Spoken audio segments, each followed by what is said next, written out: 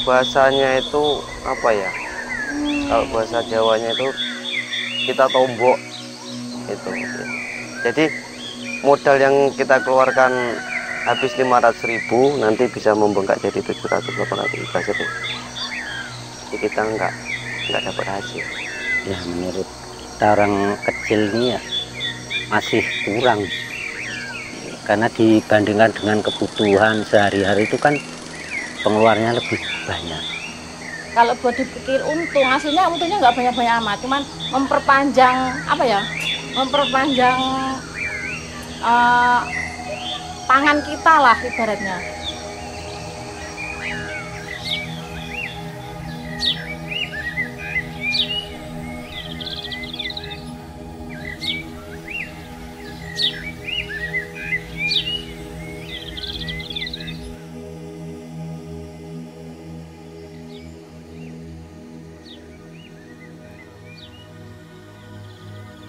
Sebenarnya siapa sih petani dengan realita yang terjadi.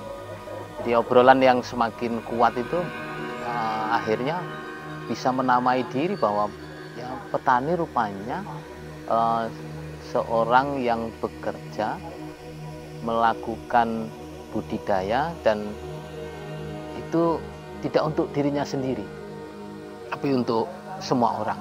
Ya karena itu identitas petani itu harus menanam, karena dia akan penyedia pangan, dia harus menyediakan pangan untuk keluarganya yang akan dikonsumsi gitu loh. Kalau petani, kalau nggak nanam ya kan beli akhirnya. Terus kalau nggak nanam siapa mau makan apa? Beli kan akhirnya. Ya kenapa petani itu masih tetap ingin menanam? Karena satu ya, kalau petani itu memang identik dengan menanam. Nah, petani itu karena identik menanam, ya dia merasa statusnya dia tuh petani ya dia harus menanam. Itu satu sisi. Terus yang kedua, mereka bisa memakan hasil produksinya, hasil panennya untuk konsumsi keluarganya. Artinya kenapa petani itu semakin miskin dan semakin miskin? Karena sudah dimakan untuk kebutuhan sehari-hari, untuk dimakan kebutuhan pangannya, kita akan mencari lagi biaya untuk produksi untuk panen berikutnya. Ketika kami menyadari bahwa kami itu sebagai orang yang berprofesi menentukan pangan bagi semua orang, penghargaan kami apa ya? Penghargaan kami itu apa? Semakin kesini itu kalau kami namai itu kok sepertinya tidak adil, ada ketidakadilan terhadap petani. Nah itulah kenapa kita terus menerus harus ini, karena hasil panen nggak bisa digunakan untuk nanam lagi karena udah habis untuk kebutuhan sehari-hari itu. Karena tuntutan ekonomi kan, jadi ya dengan alasan menambah penghasilan ya jalan satu-satunya, karena tidak punya lahan sendiri ya sewa. Setelah tanaman padi biasanya diselingi dengan menanam jagung, ada yang singkong. Di samping itu setelah rutinitas di sawah biasanya kami ke kebun. Kerjaan sampingannya mungkin nyadap karet, karena mayoritas di sini juga petani berkebun. Akhirnya mereka kan selain jadi petani yang menanam, menjadi buruh taninya. Realita yang sampai hari ini masih dirasakan oleh petani itu memang susah untuk diurai, gitu ya. Bahwa keterbelengguan mereka akibat apa? Pilihan petani untuk mau menanam ini, mau menanam itu seperti sudah dikondisikan oleh pihak lain. Yang pertama itu petani itu kan latah toh. Kalau misalkan apa ya, kita punya beras gitu, terus tahu harganya tinggi gitu, semua pengen nanam beras, padi gitu. Terus ada lagi apa komoditas pertanian yang lebih mahal lagi gitu. Misalkan jagung lagi mahal nih, latah lagi, semua nanam jagung gitu. Dan ya pengalaman sama ketika apa barang pertanian kayak produk pertanian jagung, padi itu sedikit, harga yang ditawarkan itu tinggi. Jadi karena latahnya kita petani itu pengen harga yang tinggi itu, apa yang mahal ditanam, akhirnya semua nanam tuh itu. Dan harganya nggak lagi tinggi lagi. Pas panennya karena apa?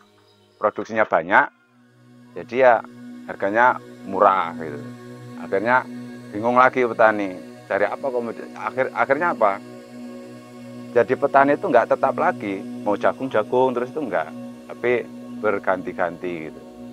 Nah, sekarang itu petani memang sudah ketergantungan.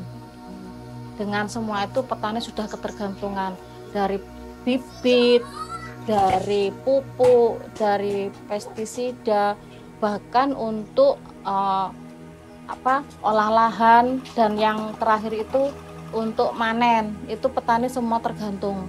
Kayak padi nih, olah lahan udah pakai lotari. Terus untuk bibitnya beli bibit yang pasar. Kalau yang bibit ya, kalau kadang bibit unggul kayak Simbah tadi bilang bibit mapan. Nah, terus pupuknya sudah pasti kita beli. Terus pesnapnya juga beli. Kalau yang terakhir itu untuk manen, sekarang kan udah semua pakai blower. Jadi semua itu sudah ketergantungan.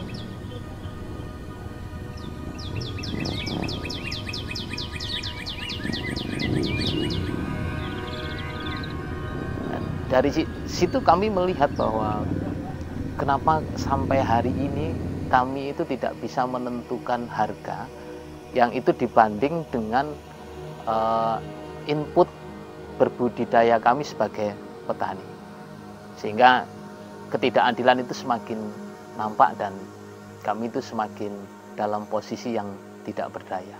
Saya melihat yang petani umum itu nggak kuasa loh, petani itu buat membuat harga. Soalnya terkadang kan hasilnya itu kan tergantung juga dari hasil panen kan. Jadi kalau pas panen raya itu ya jangan diturun-turunin lah. Pokoknya ya standarnya 6.000 apa 58 ya segitu, jangan turun-turun lagi. Biasanya kayak gitu, kalau pas musim panen banyak harganya terus turun. Nanti kalau pas musim panennya sedikit harganya naik. Jadi nggak standar, kalau bisa ya standar. Tolong petani itu jangan dimanfaatkan.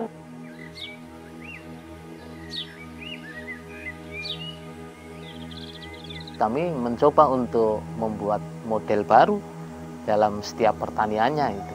Ya, mengurangi input-input dari luar yang semakin mahal itu, mencoba untuk kembali kepada pertanian yang tradisional. Pertanian organik yang terjadi juga bukan langkah yang mudah untuk dikerjakan oleh petani. Pertanian dengan budidaya organik, walaupun kami bisa menentukan harga, tapi rupanya kami juga masih dibatasi dengan aturan-aturan yang itu dibuat oleh pihak lain.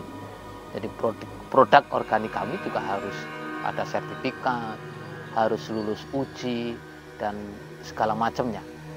Dan sekali lagi itu harganya untuk mendapatkan sertifikat itu tidak murah.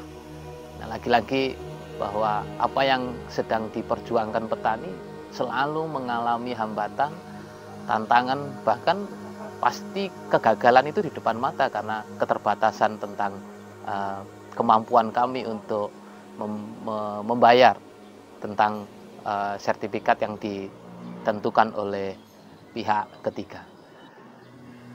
Pertanyaannya adalah sejauh mana petani itu kuat ya, petani itu mampu mandiri.